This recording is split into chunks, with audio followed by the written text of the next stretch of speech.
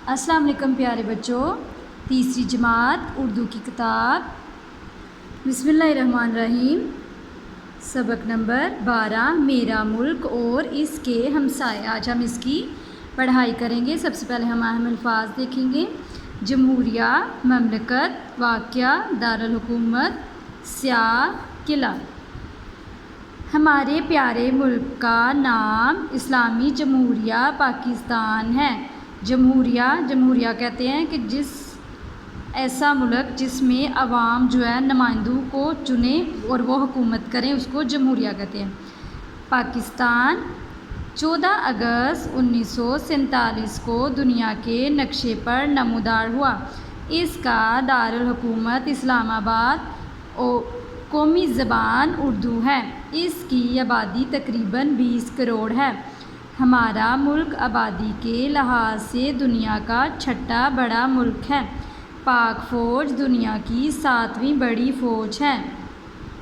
दुनिया की दूसरी बुलंद तरीन चोटी केटू भी पाकिस्तान ही में है। पाकिस्तान का कौमी खेल हॉकी है। पाकिस्तानी बहुत मेहनती और बहादुर कौम है। हमारे मुल्क की सरहदें ईरान, चीन, भारत और अफ़गानिस्तान के साथ मिलती हैं, इसलिए ये हमारे हमसाया ममालिक कहलाते हैं।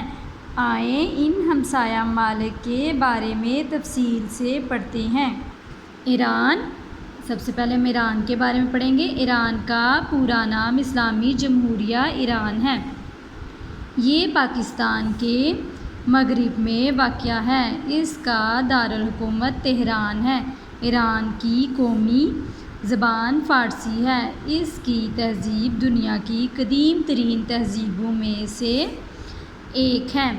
ये अपने फ़नून मसलन मुसव्वरी, शायरी और अदब की वजह से मशहूर है।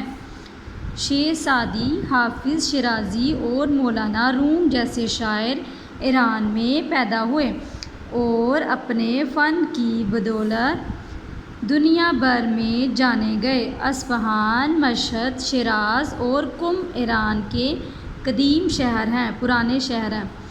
अस्फ़हान अपनी खूबसूरती के बायस निस्फ़े जहाँ यानी आधी दुनिया कहलाता है। ईरान और पाकिस्तान के आपस में गहरे बरादराना ताल्लुकात हैं। दोनों ममालिक के लोग आपस में हुलूस और मोहब्बत के रिश्ते में बंधे हैं। ठीक है बच्चों, यहाँ तक आपने पढ़ाई करनी है और अहम अल्फाज आपने इमला के लिए लिखनी है।